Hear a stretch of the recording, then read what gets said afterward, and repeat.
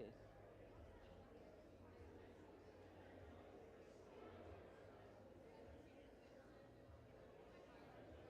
Oh, that one goes in that ear?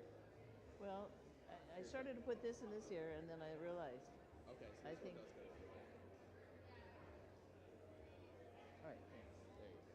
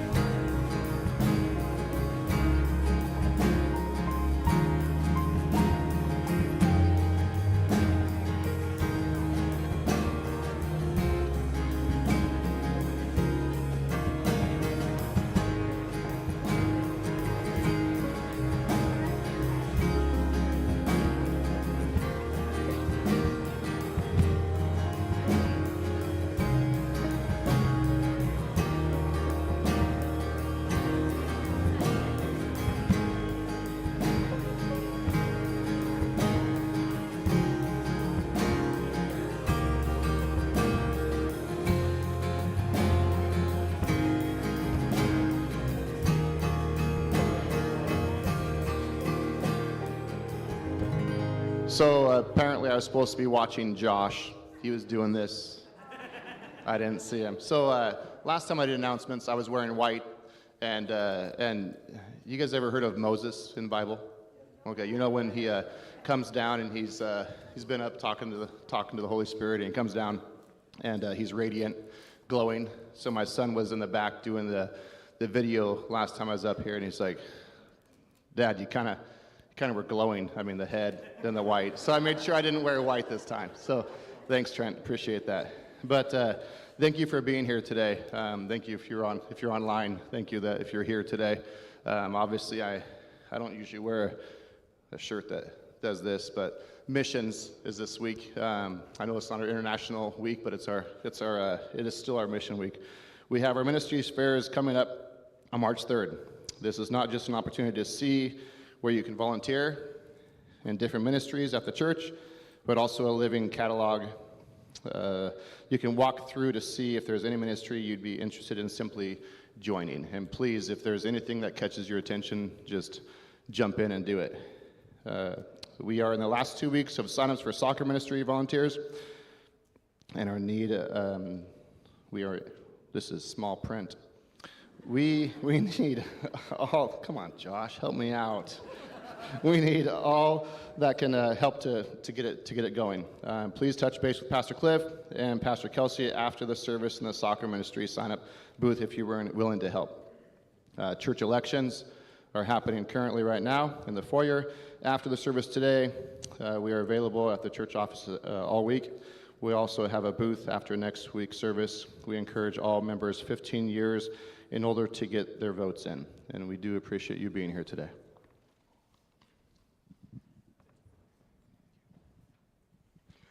The Engagement Project is a 10-week video-based curriculum for small groups that answers the question, why are we still here? And what does God want us to be doing as Christians in our culture today? If you're involved in a life group, check with your life group leader to see if your group will be participating. If you're not a part of a life group, sign-ups begin today for classes that are going to be held here at the church. There's a table by the drinking fountain in the entryway for which day of the week would work best for your schedule, and these classes will begin the first week of March.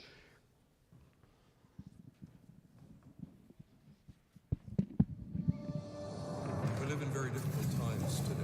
We're in a society right now that's more and more isolated. Everyone's staring at their phone, their iPad. I believe that God has called us to engage the world around us. I think a lot of Christians don't even know how to have conversations anymore with someone who doesn't believe like they do. It's time that we ask ourselves, are we living what we say we believe? Not in the way we've been doing it, but in a new and fresh way, the way He wants.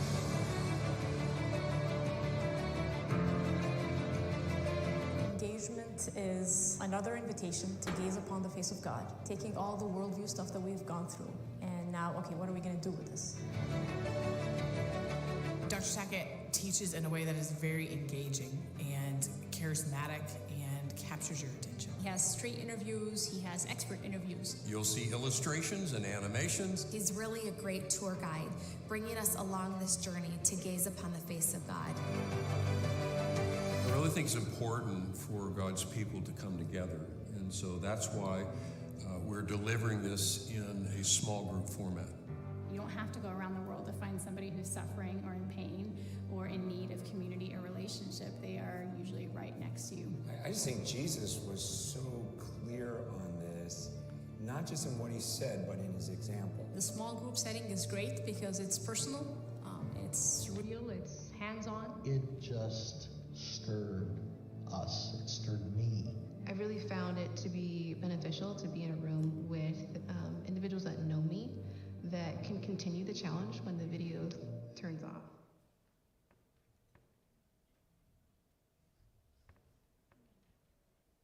The content changed me because I can't love the same. Like, I need to love sacrificially and with the zeal. I called my wife and I said, things are going to change. We need to talk. It's just been exactly what I needed to hear, when I needed to hear it, in the environment I needed to hear it. We believe that we are made in the image of God and that every human being is made in the image of God. That has such tremendous impact to daily living, to our daily choices and interactions. By this we know love, that He laid down His life for us, and we ought to lay down our lives for the brothers. The Engagement Project is to help people understand why we're still here. I think it will transform their lives, the families, and the world around us.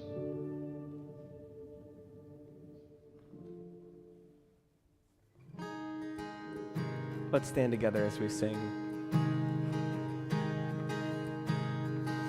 This is a new song. It's about following God anywhere.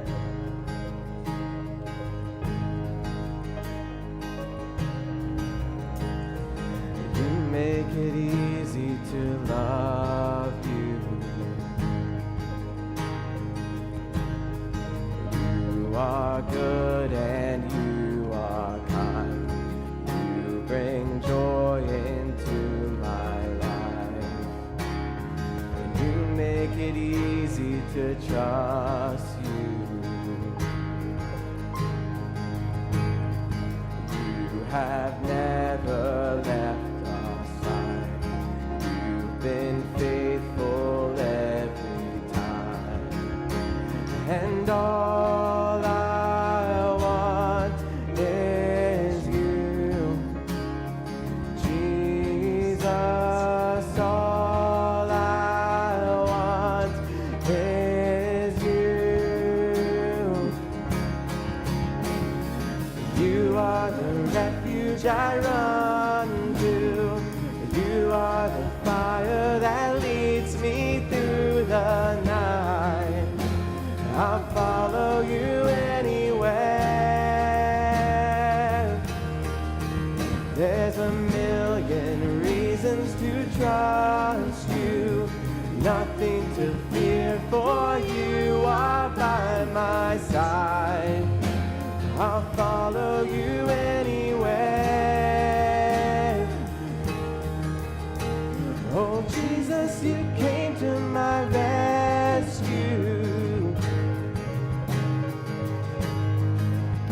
My place upon that cross, you redeemed what I had lost. Now my whole world revolving around you.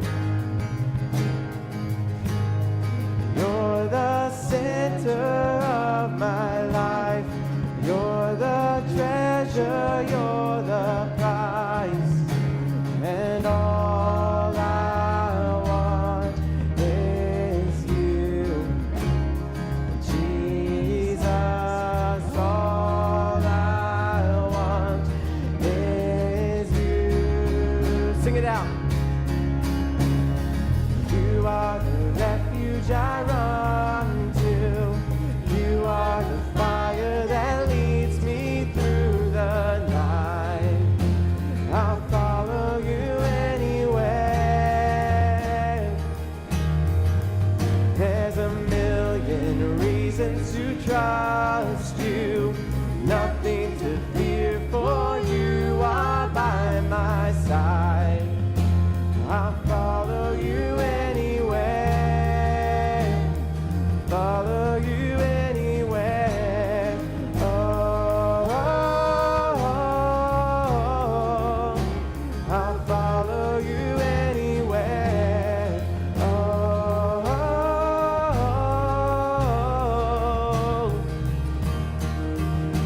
wherever you lead me, whatever it costs me, all I want is you, Jesus. All I want is you. Sing it again. Wherever you lead me, whatever it costs me, all I want is you, Jesus. All I want is you. One more time. Wherever you lead me, whatever it costs me, Jesus. All I want is you, Jesus. All I want is you. Yeah. You are the refuge I run to. You are the fire that leads me through the night. I'll follow you anywhere. There's a million reasons to trust you. Nothing to fear, for you are by my side. I'll follow you anywhere.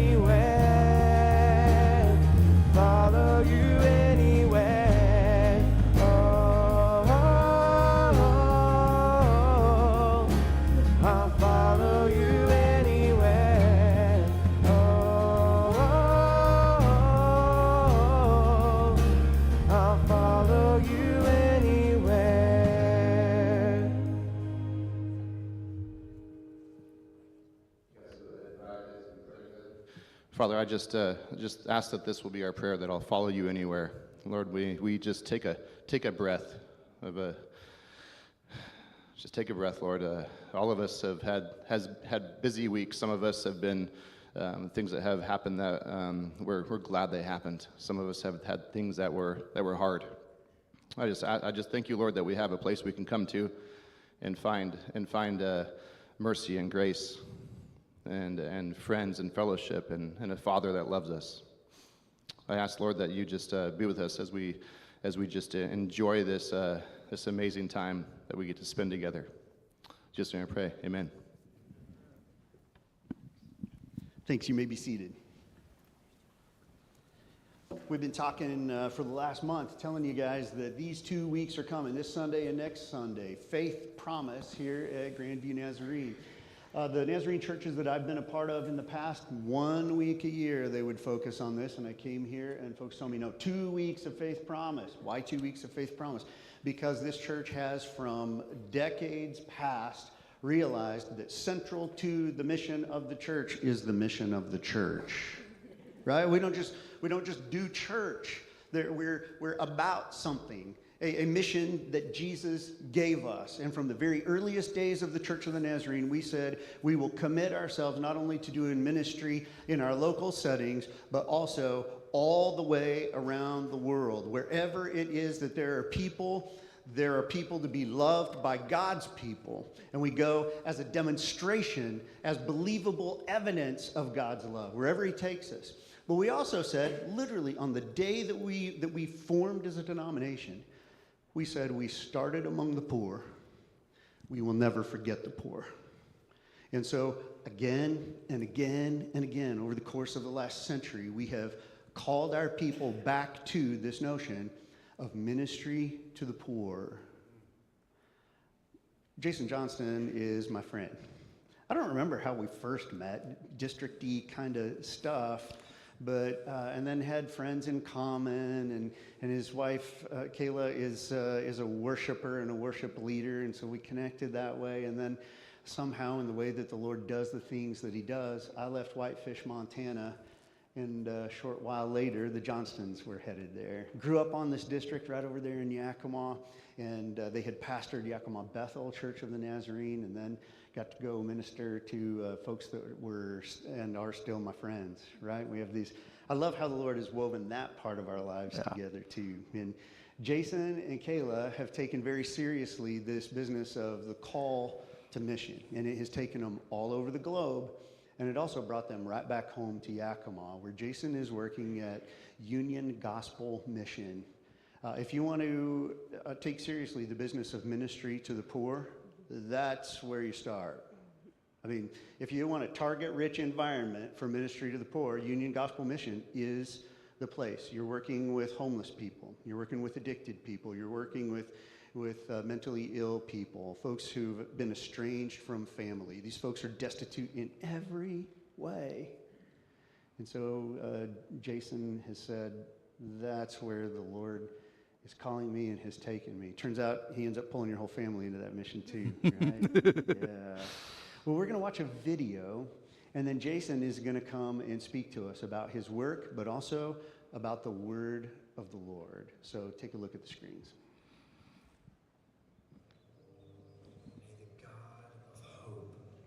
Fill you with all joy and peace as you trust in him, so that you may overflow with hope by the power of the Holy Spirit. I came to the mission looking for a place to stay, but I really needed God in my life. I found him, and I go to church. I got baptized. I worked the outreach program, helping people get off the streets. It's an amazing program, better than most programs I've ever seen in my life. I came to the mission looking for help with my addiction and my hopelessness. But what I really found or needed was God. It's taught me to become whole again, to love, care, I never used to. I came to the mission just looking for a food, place to stay, and found out that I actually needed to find more being Jesus and better way of life. Now I've been here for 20 months and looking for the rest of my future being clean and sober. Before I came here, I didn't know how to read. Now I'm starting to learn how to read. I came to the mission looking for help and a place to stay. I realized I needed to stop drinking and using drugs. Is hope out there for me? I came to the mission looking for a shelter and a place to get a meal. But in reality, the thing that I needed was sobriety. I found myself again, and I found a reason to keep going. I came to the mission looking for recovery, but what I really needed was family and friends. Since I've been here, I have a family, I have sobriety, and I have a network system, which means friends. The Lord is my light and my salvation. Whom shall I fear?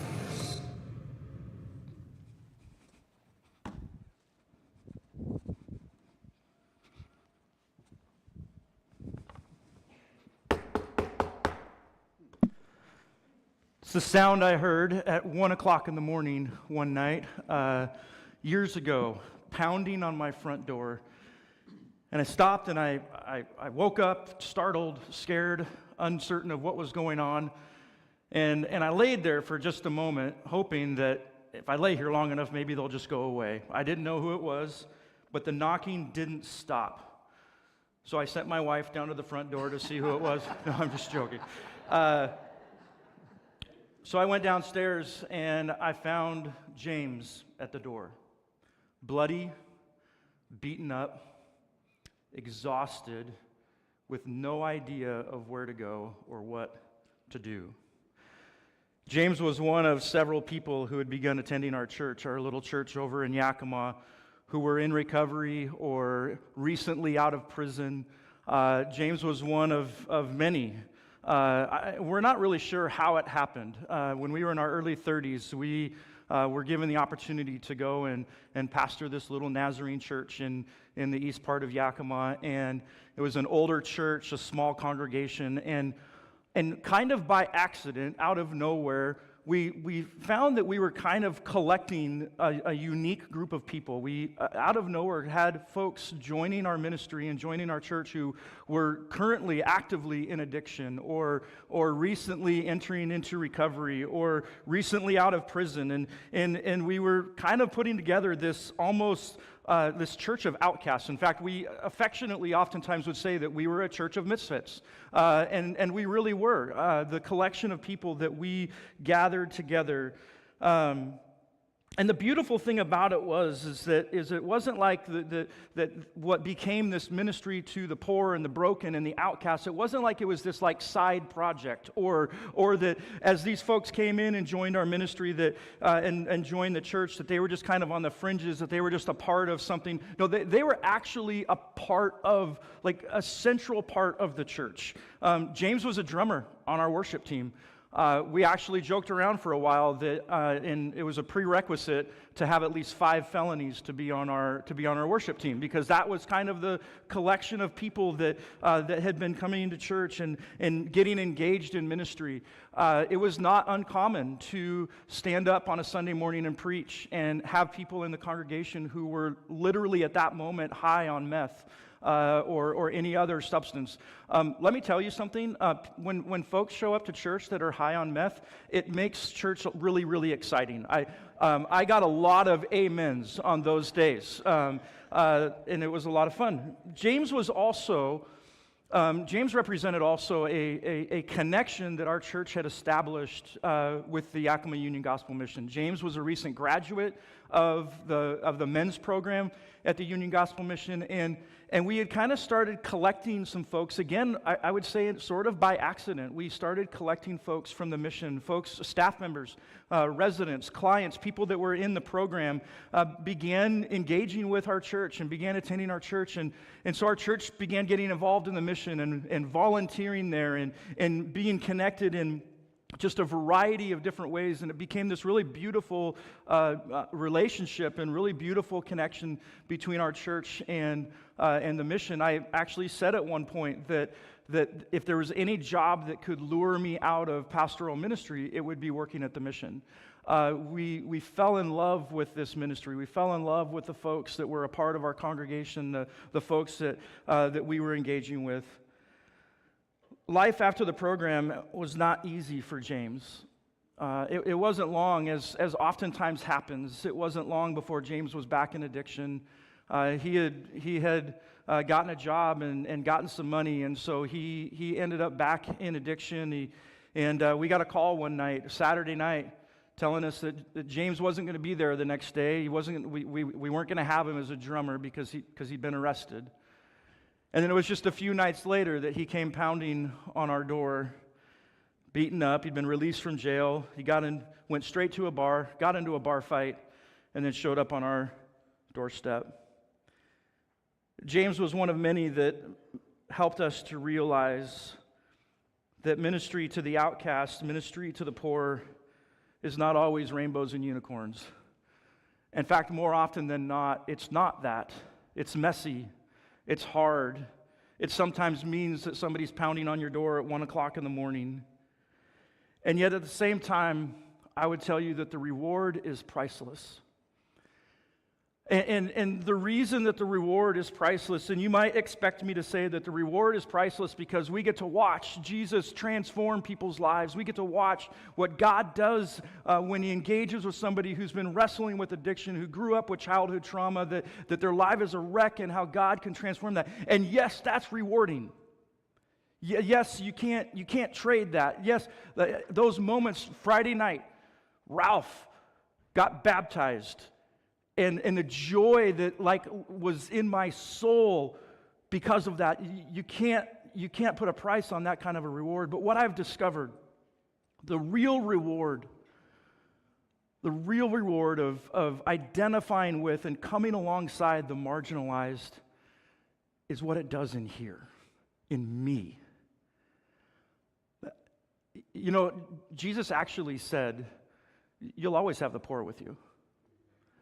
Like if you think you're going to fix the problem of poverty, Jesus himself said, you'll always have the poor. And yet throughout the scriptures, wherever you cut the scriptures, you will find that it bleeds this idea of ministry to the poor. And I think that one of the reasons that Jesus emphasizes this idea of ministry to the poor is because he knows that who it's going to transform is it's going to transform us. It's going to transform me. I often tell people that I went to work at the mission thinking that I was going to the mission to run a program. And what I've discovered is that the mission is my program. The mission has changed me. It has transformed me, and it's helped me to see the world in a better place. I fully trust God and His plan, but I've often wondered and asked God, don't you think it would have been better if you would have flopped it? Like if I would have started my ministry at the mission, because I would have been a much, much better pastor after the mission in the ways that work has transformed me. One of the things I loved about our church in Yakima and the work that we were able to do there, and the things I love about working at the mission is that there's this sense of being connected to and reconnected to our roots. This, of course, was the ministry of Jesus. Jesus spent the majority of his time alongside the outcast and the marginalized. He often identified with those folks. The early church was often identifying and coming alongside those. But I also love for our church, for the Nazarene church, in our roots, our connection to this ministry to the poor. There was a man who a little over a century ago was a pastor in Los Angeles, and he began growing concerned that he was watching his church move away from where the outcasts were, move away from where the poor were. The suburbs around Los Angeles were growing, and so as a result, the church began to move to the suburbs. But what happened was that they left behind the poor in downtown Los Angeles, and so Phineas Brzee set out and was convinced that we needed a mission in downtown Los Angeles to begin serving the poor and begin caring for the poor. And so he did and ultimately started a church. And the very first church of the Nazarene existed where today's Skid Row is. He started the church in the center of brokenness and poverty, and Brzee wanted to realign and refocus the church towards the call to the poor. He had a heart for the poor, and he believed that to be Nazarene is to be a church, a people where ministry to the poor is the first priority. I love what he says here. He says the first miracle after the baptism of the Holy Ghost was wrought upon a beggar. It means that the first service of a Holy Ghost baptized church, is to the poor. That its ministry is to those who are lowest down. That its gifts are for those who need them the most. As the Spirit was upon Jesus to preach the gospel to the poor, so His Spirit is upon His servants for the same purpose.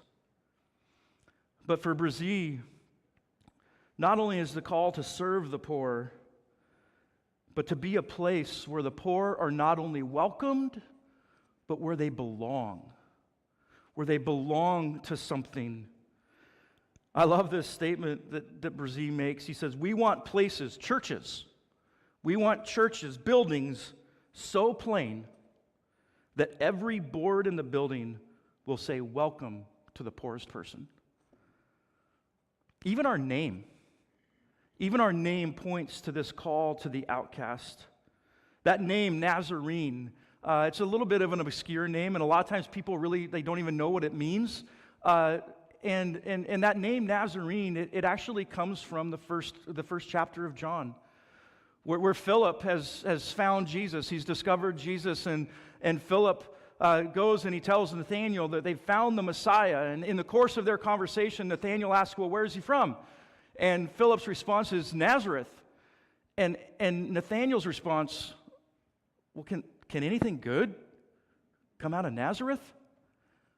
The Church of the Nazarene is a church for people that no one thought any good could come from them. It's a church for the outcast. When Kayla and I began in ministry, we didn't intentionally set out on this path. We didn't intentionally say at the beginning of our ministry that we want to have a ministry to the poor. But as God directed our paths, we found ourselves continually engaged with people that no one thought anything good could come from them. Pastoring a church with both active and recovering addicts, pastoring a church with lots of folks who have recently come out of prison, pastoring a church filled with people who, most of whom, are living on government assistance, pastoring a church with a lot of people who their only worldview that they've ever known is a worldview of poverty. As God's grace has been on our life, not only have we had the opportunity to engage in that way, but as Cliff mentioned, even opportunities to engage internationally. Kayla and I have had the opportunity to take multiple trips to Haiti, to adopt a son from Ethiopia, help plant a church in Ecuador, all of which have been engaging with and coming alongside those who are the outcasts, the marginalized, the poor. And all the while, all of this has been cultivating and shaping our hearts toward the outcast. And so when the opportunity a couple of years came for us to shift gears and to go and work at YUGM, it was a no-brainer. Like when that opportunity came, it was one of those things where I didn't even really feel like I had to pray about it. Like it was just the obvious yes. Like everything has been pointing this direction. So in November of 2020, I went on staff at YUGM. I'm currently the Director of Recovery Services, and so you're going to learn a little bit about, but we have a long-term residential recovery program that I have the privilege of providing leadership to.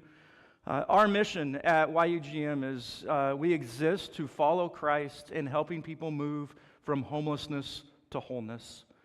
The video that you just watched is a glimpse of people, real people, who are on that journey toward wholeness. Every person that you saw in that video is either actively a part of or has gone through and completed our programming at the mission. Every person you saw in that video has over a year of sobriety today. And every single person in that video came to the mission not really knowing who God was, not having a relationship with God, and today are actively involved in churches. They are engaged in a relationship with Jesus because that's the journey of wholeness. And part of that idea, embedded in our mission of helping people move from homelessness to wholeness, is the belief that, number one, every single person matters. It doesn't matter how long you've been on the streets. It doesn't matter how long you've been stuck out there or how bad it's gotten. Every single person matters.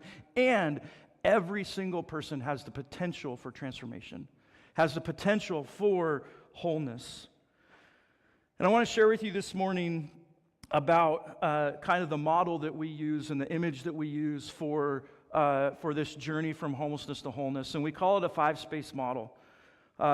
Literally moving through 5 different spaces. And there's a story in the scriptures that I think give us a great picture of the 5-space model. The story is in Mark 5, and I don't think we're able to have the text on the screen. So if you've got a Bible, either an old-fashioned book, or if you've got something on your phone, I'd invite you to turn to Mark chapter 5. But there's a story in the Gospels that's a great picture of, I think, of the work that we do and this 5-space model. So Jesus is with his disciples. The end of chapter 4, Jesus is with his disciples, and he's teaching his disciples, and he's engaging with them, and they're unpacking some different things. And then all of a sudden, Jesus says, let's go to the other side of the lake. Let's go to the other side of the lake. This is literally Jesus inviting his disciples to go to the other side of the tracks. Going to the other side of the lake means leaving Israel. It means leaving the land that they're familiar with. It means leaving Jewish territory and going to an area, going to a space that is pagan, it's Roman, it's literally the place that good little Jewish boys and girls are told, you don't go over there. You don't go to the other side of the lake. And Jesus says, let's get in the boat and go to the other side of the lake. In many ways, this, I feel like, represents space 1 for us. Space 1 is literally the streets. That's the first place that we engage people, is in the streets. We don't wait for people to come to us, but we go looking for people. You saw in the beginning of that video our outreach van. 5 days a week, we have staff, Ginger, who you saw in that video, who literally loves and embraces people on the street as if they're her own children. And we go out 5 days a week all over Yakima and even into Yakima County looking for homeless people, going to the river, going to downtown areas where homeless folks tend to gather. And the purpose of that is to begin building relationship, begin building trust. And so we go with food and a little bit of medical care and those types of things to provide to begin building trust and engaging with people in their space, the space that a lot of people won't go. I think a lot of people would be a little bit nervous about going down on the river and entering into a homeless camp, and yet that's the place that we go. And engage with folks, building trust in the hopes that they will trust us enough that they would be willing to go to space 2, which we're going to talk about after we read Mark 5. So Mark 5, picking up at verse 1, they've headed across the lake. So they went across the lake to the region of the Gerasene. And when Jesus got out of the boat, a man with an impure spirit came from the tombs to meet him. This man lived in the tombs, and no one could bind him anymore, not even with a chain. For he had often been chained hand and foot, but he tore the chains apart and broke the irons on his feet. No one was strong enough to subdue him. Night and day among the tombs and in the hills, he would cry out and cut himself with stones. Really quick, what are some of the descriptions that you see here of the man? What are you picturing when you see this man here? And I want you to tell me. Self-destructive. He's in pain. Anything else? What's that? In bondage, yeah, good. I saw her some. What's that? Okay, afraid. He's afraid. He's among the tombs. We have these images, impure spirit. He's in the tombs. He's been isolated. He's been removed from his community. If we saw this man today, we would probably think he's having a mental health crisis. Like that's what we would think. He's crazy. He's out of his mind. One of the other gospel writers, when they tell this story, they tell us that he's naked. It says he's cutting himself. So if he's cutting himself, what's likely happening? He's bloody. The description we have of this man, as much as I hate to say this, the description that we have of this man, we literally see every day on North First Street. Every day that I drive to work, I see this. I see this man every day.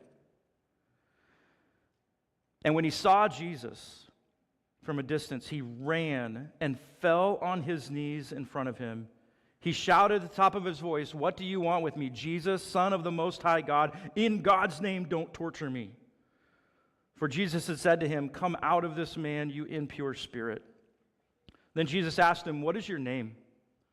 "My name is Legion," he replied, "for we are many." And he begged Jesus again and again not to send them out of the area.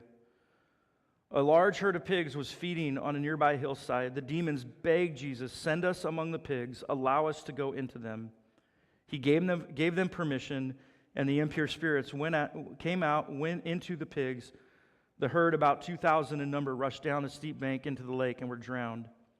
Those tending the pigs ran off and reported this in the town and countryside, and the people went out to see what had happened. When they came to Jesus, they saw the man who had been possessed by the legion of demons sitting there, dressed and in his right mind, and they were afraid. Those who had seen it told the people what had happened to the demon-possessed man and told about the pigs as well. Then the people began to plead with Jesus to leave their region. As Jesus was getting into the boat, the man who had been demon-possessed begged to go with him. But Jesus did not let him, but said, "Go home to your own people and tell them how much the Lord has done for you and how he has had mercy on you." So the man went away and began to tell in the Decapolis how much Jesus had done for him, and all the people were amazed. You want to talk about outcasts? That's exactly what this guy is. In every sense of the word, he's an outcast. In the Jewish sense, everything that's described about the man makes him unclean. According to Levitical law, he's bloody, and that makes him unclean. He's living among the tombs. Death makes you unclean. And in every sense of the word, he is an outcast. He's on the fringes. But even in his own community, even in the Roman sense, he's also an outcast. He's been sent out to the tombs. He's been chained up at the tombs for protection, for protecting him from himself. Who knows? But he's been isolated from his own community. He's living among dead people. And Jesus comes and engages the man, and the man runs to him, and it's the demons that speak first, and the demons acknowledge who Jesus is. They know exactly who he is. It's interesting that in Mark's gospel, the demons are actually the first ones that get it right in terms of who Jesus is. Up till this point, everybody's wrong about Jesus, even the disciples. But the demons know exactly who he is. And Jesus commands the spirit to come out. But after he commands the spirit to come out, Jesus asks a question. Did you notice the question? What's your name? What's your name? Jesus does something here that is beyond significant. Jesus asks the question. He looks the guy in the eye and he asks him this question, "What is your name?" And I think this is a moment in the story that can't be overlooked. This is a man who has been marginalized, who's been tossed to the curb, who's been ignored and forgotten. And Jesus shows up, and the first thing he asks him is, "Tell me your name." Jesus is already beginning to reshape identity, because I have a sense that for this guy, we don't know how long it has been that he's been defined by his demons. And Jesus looks past the demons. Jesus looks beyond the demons and wants to know who this guy is. What is your name? Jesus wants to know. I think in many ways that this question represents space 2 in our 5-space model. Space 2 is what we call shelter. That's our emergency shelter where people can come inside and they can receive a meal, they can receive clothing, they can have a place to sleep outside of, or protected from the elements, all of those things. It's a very, very, very low barrier shelter. Basically, the only rule is if you can be safe, you're welcome to stay here. As long as you're not a danger to other people, you can stay here. And it's in space 2 that question, what's your name, I think represents space 2 so well because really what our purpose is in space 2 is to begin strengthening relationship. They've come inside because of what happened in outreach. They've built just enough trust that it might be safe enough for me to go in there. And so they come in, and then our shelter staff and volunteers have the opportunity to begin engaging and building relationship and building connection, asking that question, tell me your name. What's your name? What's your story? Who are you? Being that person that looks past and doesn't judge because of their demons, but to look at who the real person is, to begin to discover the beauty of the person that's sitting in front of them. That's space 2. It's a beautiful space. It's a messy space, but it's a beautiful space. After Jesus asks this question, it's actually the demon that responds to the question and says, my name is Legion, for we are many. I wish we had time to unpack that statement. There's a lot in that statement. It's actually a very political statement that's being made in this story here. And Jesus has this conversation with the demons, and ultimately he casts them into the pigs, which I think is fascinating that Jesus even shows grace to the demons. Like they ask, don't send us out of the area. And he's like, okay. And he sends them into the pigs. And then you know what happens to the pigs. And after the pigs run off the cliff and drown in the sea, the townspeople show up and they're likely upset, they're confused, they're angry because I have to imagine 2,000 pigs is a pretty significant hit to the economy and to just the welfare of that community. And so they come out wanting to know and wanting to see what happened. And when they come out to the tombs to find out what happened, what they discovered, one of the greatest verses in all of the New Testament is they discovered this man who used to be crazy, who was out of his mind, who was so crazy that he was literally tearing the chains apart that were binding him, naked, bloody, and he was sitting down, clothed, and in his right mind. This bloody, naked guy, all of a sudden, sitting down, clothed, and in his right mind. I have to wonder, sitting down maybe for the first time, that represents to me just a sense of calm, an ability to just be, to rest, clothed. Jesus has covered his shame. He has restored dignity to this man. And he's in his right mind. He's thinking clearly. In many ways, I believe that this verse represents space 3. I mean, in that verse, the gospel, what happens when people intersect with Jesus, the profound change that takes place. And space 3 is just that. We call it change. And that's where our long-term programs reside. Is that as we're engaging people in space 2, ultimately the goal is to build enough relationship and enough trust and help them to see their own potential, help them to see that life doesn't always have to be like this, that tomorrow doesn't have to be the same as today, in the hopes that somebody will say, you know what, I want to give it a shot. I want to give it a try. And they move into that space 3 and enter into move into our recovery programs. And it's such a beautiful thing to watch. We had a lady on Friday that a group of us have been working on for probably 3 months now. And it was a relationship with a guy that she had on the street that was keeping her from being willing to come into program. And after I left work on Friday, I was gone. I got the message that evening that she made the decision. And a picture of her sitting in our program office. She decided to come in today. She took the step. And to watch that happen and to be a part of that change, that space 3, that change space is where transformation happens. So we have a 3-phase recovery program that starts with what we call discovery. It's a 30 to 60-day phase of program that's really all about just stabilization. That description of the man in his right mind, one of the funnest things in discovery to watch is to watch people literally come in off the street, possibly still drunk, possibly still high, and coming into program, and over the course of the next days and weeks, literally watching their mind change and watching them for the first time, maybe in years, begin to think clearly, begin to have just clarity in their mind. We get to watch, actually, over and over and over, Romans 12 happen. Not be conformed by the patterns of this world, but be transformed by the renewing of your mind.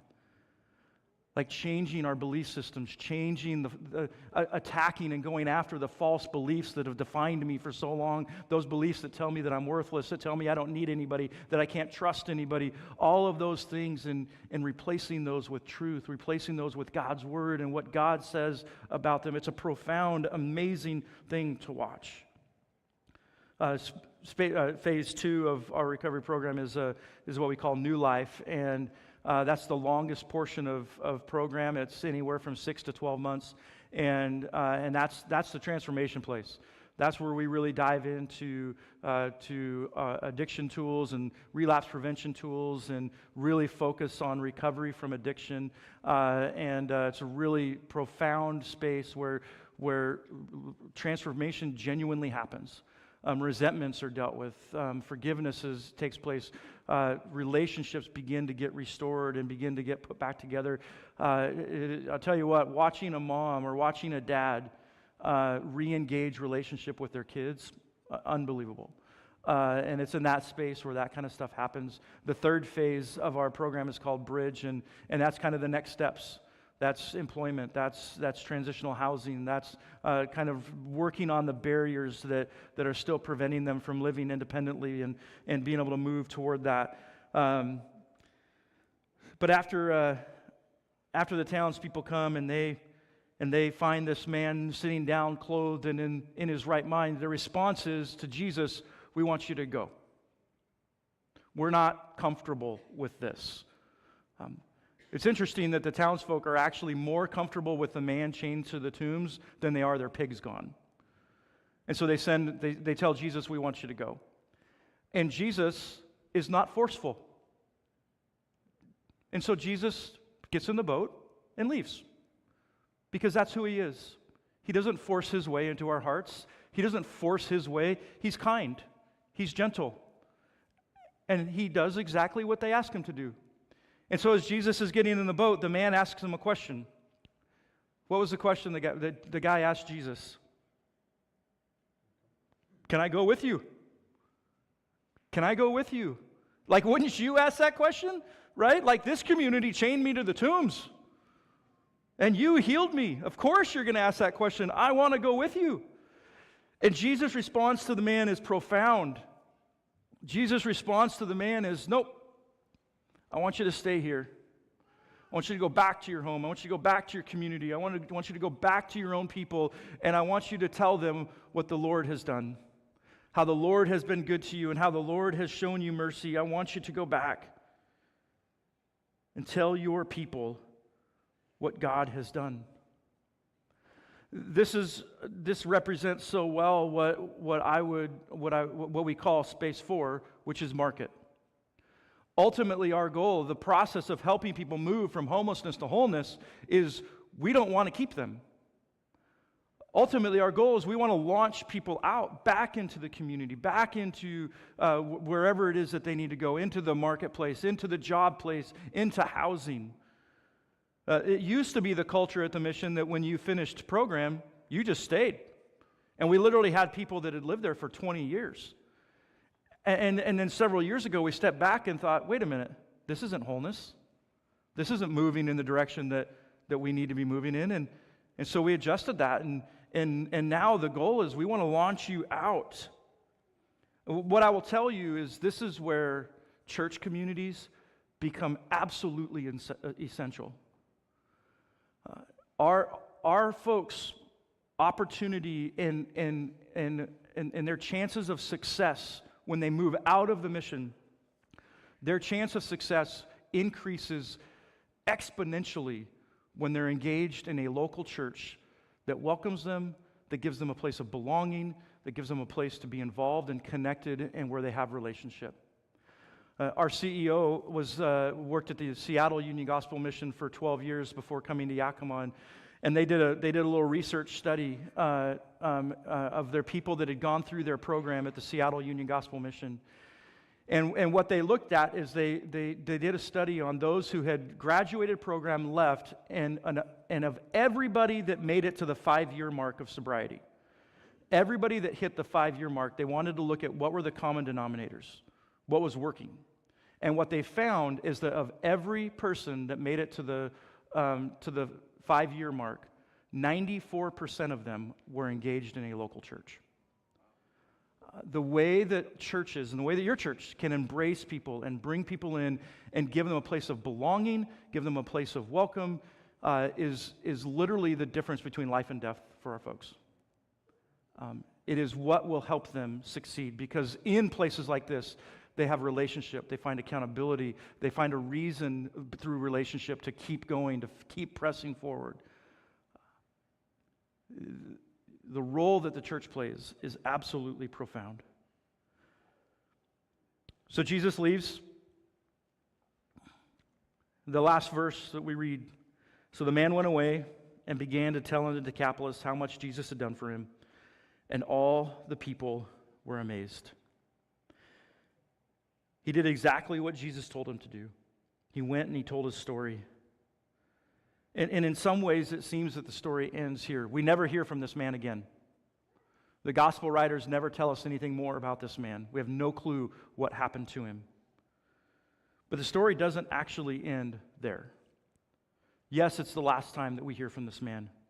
Jesus leaves. He goes back to the other side of the lake. But then just a couple chapters later, Jesus comes back. Just a couple chapters later, Jesus goes back to the other side of the lake. And when Jesus shows up this time, when Jesus shows up back in the Decapolis, he was greeted by crowds of people. Everyone was bringing their sick loved ones to Jesus to be healed. It's actually at this moment that we get one of the stories of Jesus feeding the multitudes. It's when Jesus goes back to the other side of the lake that we have the story of Jesus feeding the 4,000. The crowd swarmed. The first time Jesus showed up, the only person that met him was a demon-possessed man. The second time Jesus showed up, he was greeted by thousands. And I have to believe that the reason he was greeted by thousands is because that man went and did exactly what Jesus told him to do. He went and told his story.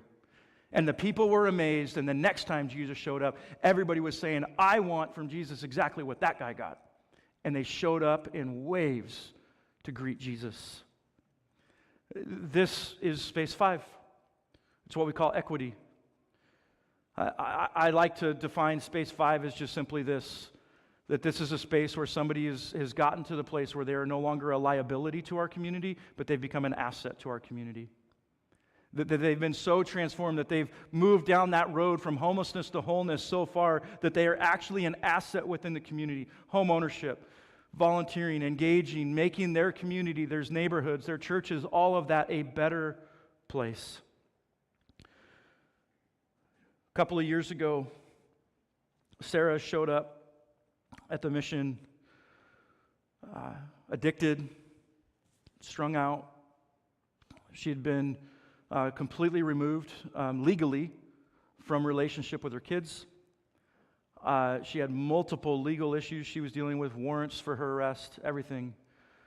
She showed up to mission, and she heard about program, and she said, I want that. There was a sense at the beginning that what she really wanted was just a more comfortable bed. She wanted to be out of the shelter, and so she decided, I'm going to give program a try. She came into program, and program at the beginning was kind of rough for Sarah. In fact, Sarah still tells me the story of when I had to sit down with her and put her on contract to say, if these particular behaviors don't change, we're going to have to ask you to go.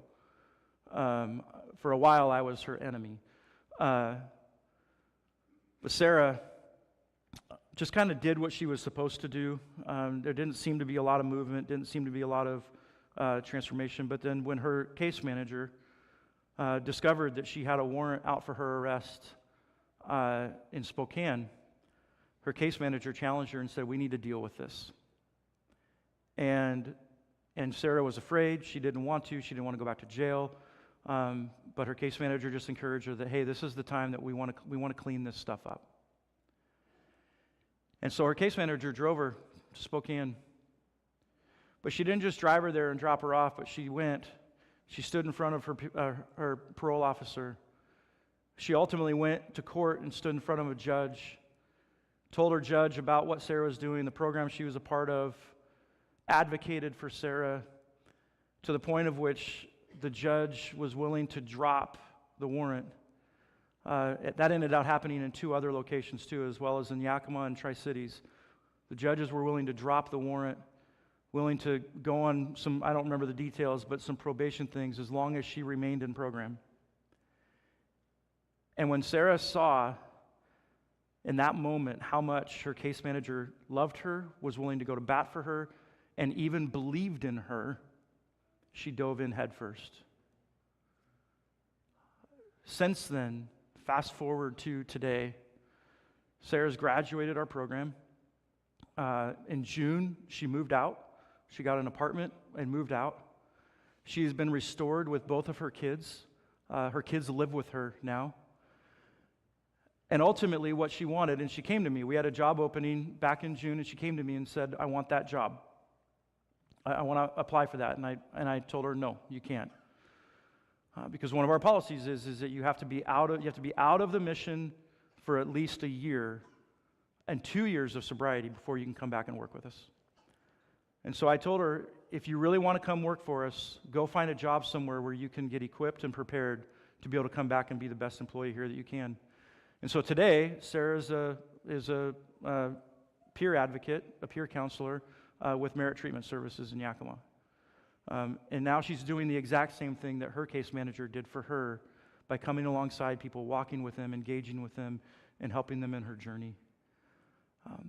That's what equity looks like. That's what Space 5 looks like, is getting to that place where you're giving back to the community that gave to you. She's engaged in a local church, all of that. So this morning, I want to leave you with a couple of questions. The first question I want to ask you is, in what ways may God be calling you to the other side of the lake? And maybe that question, even before that question, maybe you need to ask the question, what is the other side of the lake for me? Maybe the other side of the lake is just your neighbor. Maybe the other side of the lake is a family member that needs you to engage with them. Maybe it's coming and volunteering or working at the mission or a place like the mission. But in what ways may God be calling you to the other side of the lake? I firmly believe that a gospel that does not include the other side of the lake is not the gospel. Jesus intentionally takes his disciples to the places they weren't supposed to go. These next 2 weekends, this weekend and next, you have an opportunity through Faith Promise to ask what engagement looks like for you. A lot of times when we think of Faith Promise, we think of financial, and And yes, part of Faith Promise is the financial component to it. That question of asking, how do I give above and beyond what I'm already giving? And as somebody that's a part of a local ministry, can I just say, as a representative of lots of local ministries, and I know that this church is engaged in various local ministries, can I just say to you, thank you.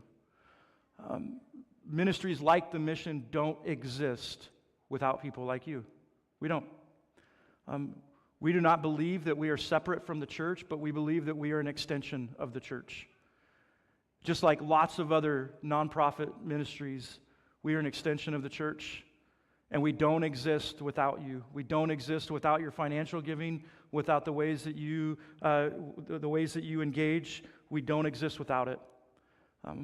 Our CEO, who's a former Army Ranger, likes to describe the Mission as that we're the special ops unit for the church. Like we're going into the places a lot of people don't go. But we can't do that. Special ops units don't exist without the systems and the people behind them. So thank you. Thank you for the ways that you engage ministries like the Mission and in helping them to exist. And finances is a big part of that. But there's other ways to engage as well. Volunteering, going. I would encourage you, I would challenge you to go, to check it out, to volunteer, to go. I'll give you a tour. Go get a tour. And you'll experience something that's really unique. If you want to have a fun Friday night, go volunteer to go on outreach. It's one of our best volunteer opportunities. Go on outreach. Go to the river. Go to Natchez Avenue. Go all over Yakima, and I promise you it will change you. And you'll have fun. Like it's literally, my 13-year-old son loves outreach. It's fun. The second question that I would ask you, in what ways has God shown you mercy? And who needs to hear that story?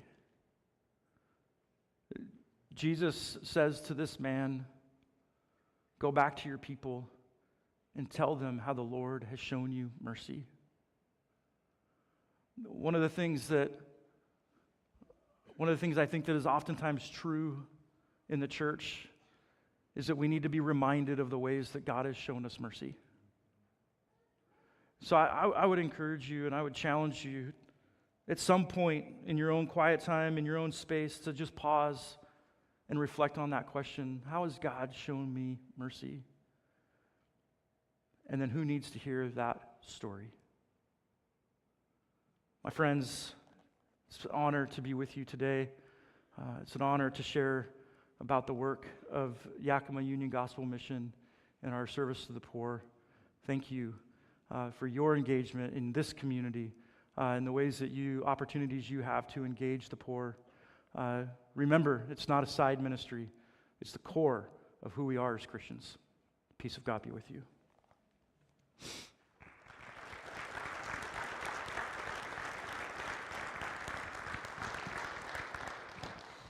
Jason, thank you, not just for speaking to us today, but for being one of those believable examples of God's love that I talked about earlier. I did it the other way. I cut my teeth in mission work. When I was in college, you want to see a group of nerds go to a Christian college's pastoral ministries club. It's not a good Friday night, Jason. Yeah. But there were people there who said, "Hey, come with us. We're going down to Nazarene Rescue Mission," which is not part of the Union Gospel Mission organization, but certainly Brothers in Arms, right? And they would take me and other Christians down to the mission, where we experienced all the things that you talked to us about. And it was extremely uncomfortable, and I couldn't stop going back. You know what I mean? It was so wrong, and everything about it was right. God was there. So from the time I was this big, I knew I was called into ministry. And when you're little, you think called to preach, be a pastor. And then you find out there's a lot of different kinds of ministry. And so after a handful of trips to the mission, I started thinking, maybe it's this. And I can remember a long, tearful session of prayer sitting in my car, just saying, Lord, you got to give me clarity. Is this what you want me to do, or you want me to go pastor a church? And what I wanted was to go to the mission. And the Lord told me no. And he sent me to church ministry that has brought me here. But not directly, because he took me to a church, and he took me to another church, and then to another church, and then that church had folks like Jason and Kayla who said, hey, what about the poor? So I landed in Lewiston, Idaho, and in my second week there, Rick Burke said, hey, Pastor, you want to see the real side of town? I said, what do you mean the real side? He said, you'll see. So I jumped in his pickup, and we went over to North Lewiston. And he said, you see that truck on blocks over there? Yeah, he said, there's a guy living in it. And he said, you see this job trailer over here with the windows broke out? Yeah, there's 3 guys living in it. He took me to a bar on that side of town. He said, you see that car behind it? There's a guy living under it.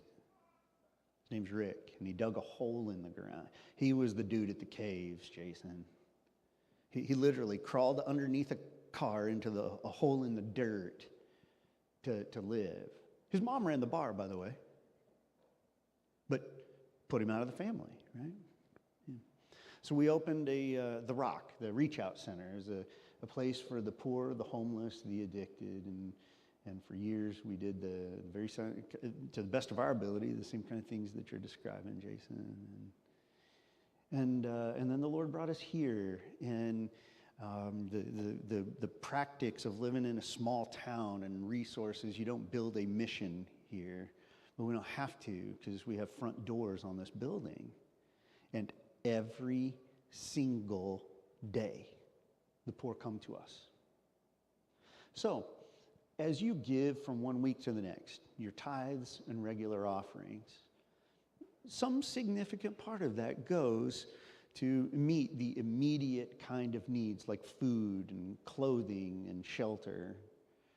And we're actively involved in enough of that going in and out of this place that a couple of years ago, Don Gill built for us these big closets out here, and that and half of Lisa's office get taken up with all the things that we receive from you all to help meet those immediate kinds of needs. But we also understand that especially when it comes to addiction, recovery, and those things, we are not equipped in the same way, though we have Freedom from Addictions class here. There's some more intensive kind of cases, and so it's not an uncommon thing for a person to go from Grandview Nazarene to Yakima Union Gospel Mission. We connect with all the services in the valley, and it interests me how the Lord himself keeps bringing these loops around in my life, right? Jason talked with you today, and he said, yeah, you can come volunteer. You can just come take a tour and have your life affected. And if the Lord speaks to you about an ongoing relationship with the mission, your pastor is going to say, yes, absolutely, go do that. Whether it's being actively present and volunteering in the ministry, or when they have employment options, or if you and your family say, the Lord sensitized our hearts and we want to give regularly to the support of that ministry, I'm never going to argue with you, please keep the dollars at Grandview Church of the Nazarene, okay? It is also the case that this is week number 1 of Faith Promise for us. And last week I talked with you about how that functions in our denomination, how it functions in our personal devotional life with Jesus, that God commands in both Old and makes clear in the New Testament, in the teachings of Jesus specifically, that tithing is his plan for financing the kingdom. There's the foundation for everything that is going to be transacted in the kingdom, is that God's people will faithfully tithe, and that we can count on God's people to do that. But beyond that, God blesses us, and he taps us on the shoulder or pokes us in the heart once in a while. And you know how this goes. You'll hear one speaker and you'll go, yeah, that's great. And then you hear Jason and you go, oh, I think the Lord wants us to give to that. And as we talk about faith promise giving, it is about us not just taking care of our financial duties as tithers in this world, people who've received from God and give back to him, but also that we listen for the voice of the Holy Spirit and we welcome his challenge for him to say, hey, other side of the lake. Turns out you have to row to get there, and it's hard work. And when you get to the other side, you're going to find something that makes you uncomfortable, and it is God's chosen will for you. I had a person say to me one time, Pastor, I'd asked them about participating in ministry, and they said, I'm just really not comfortable with that, and I don't think God would want me to be uncomfortable. I laughed in their face before I could catch myself. It's not good pastoral work. I'm not bragging here. I'm just telling you I did it. And then I said, you got to learn something. The uncomfortable places are where God takes us, almost always, because he has work to do for us to do there and for him to do in us while we're there, what Jason was talking about. Faith promise is an uncomfortable place. When we ask you to take one of these cards in just a moment, Josh and the worship team are going to come and lead us through that song that we sang earlier. You already sang it to the Lord once. You don't have to sing it again. You can talk to the Lord about this. As I mentioned last week, faith promise is about go and give. And you ask the Lord, how is it that you want me to go? And how is it that you want me to give? And I'll gladly tell you there are times that I wanted to go somewhere and God said no. And times when I didn't want to give and God said yes. And that was the uncomfortable place, and I stepped into it and watched God do some pretty incredible things that changed me. One of the things that God did through faith promise is break me of my love of money. I was a stingy young man. My own mom, my own mother called me Ebenezer Scrooge. That lady right there, Ebenezer Scrooge, called me that. Hey, they're not here, okay? You're the problem, all right? But the Lord taught me the joy of turning loose of what he puts in my hand. So I asked you last Sunday, would you fast and pray with me this week and next? Just so that you might gain clarity and hear from the Lord about how he wants you to go and how he wants you to give. And the Lord, who usually waits till the end of whatever period I'm praying and fasting, until he laid it on my heart this week, and I know what I'm going to do. And so I just want to invite you, if you've already heard from the Lord and you know how you're going to give toward faith promise, and you already know that he said wherever the next whatever is, you're going to go. If you heard from him today, rescue mission, you better go. This song is just like 2 minutes or 3 minutes for you to just have a conversation with the Lord where you do very little talking and a whole lot of listening, because he already knows the question of your heart. Lord, half smile, half resistant, where do you want me to go? Where do you want me to give? Just say it, and by the power of your Spirit, I'll go and I'll give and I'll do it. We have a goal. It's $75,000. It takes care of our congregation's commitment to the World Evangelism Fund that sends people like the Johnstons all over the globe to do these kinds of things. If you can find a city in this world that is racked with poverty, there's a good chance you're going to find some Nazarenes there. If you can find orphans in this world, you're probably going to find some Nazarenes there. If you're going to find people that don't have medical services, you're probably going to find some Nazarenes there helping to provide, because God said go. And do you know how those people go? It's by people that stay here and work and save and sacrifice. $75,000 would make it possible for us to fully fund that kind of ministry around the world to our congregation's level and responsibility in the denomination. Would also bring $10,000 of it back home so that we have all the money we need for the next Work and Witness project when God sends you and you and you and you and you. So I just ask you prayerfully, listen to the Lord. And if you hear from him today, why don't you complete this, drop it in one of those tithes and offerings things at the back of the sanctuary. I'll ask you to continue to fast and pray with me. Because even if you've heard from the Lord, he may not be done speaking. Faith Promise emphasis here at the church extends into next week. We'll have Bob and Colleen Skinner with us. I've introduced them to you before. But I would ask you to prayerfully listen through the rest of this service and the week to come. Lord Jesus, help us.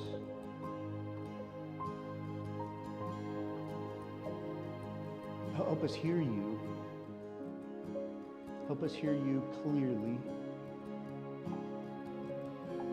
And give us the courage to go where your Spirit leads us and to give as your Spirit leads us.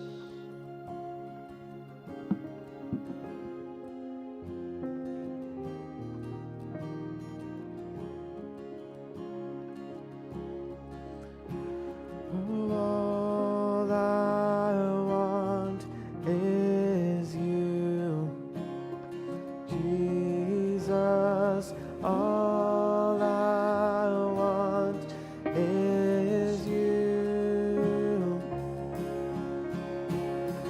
You are the refuge I run to. You are the fire that leads me through the night. I'll follow you anywhere. There's a million reasons to trust you.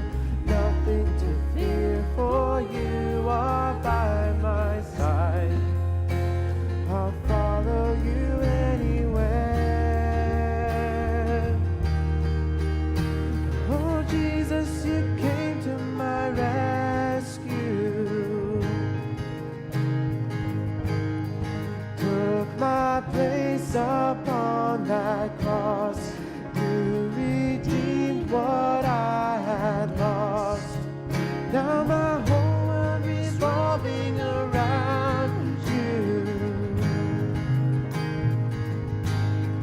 You're the center of my life. You're the treasure, you're the prize. And all I want is you, Jesus. All I want is you. You are the refuge I run to. You are the fire that leads me through the night. I'll follow you anywhere. There's a million reasons to trust you. Nothing to fear, for you are by my side. I'll follow you anywhere. Follow you anywhere. Oh, I'll follow you anywhere. Oh, I'll follow you anywhere.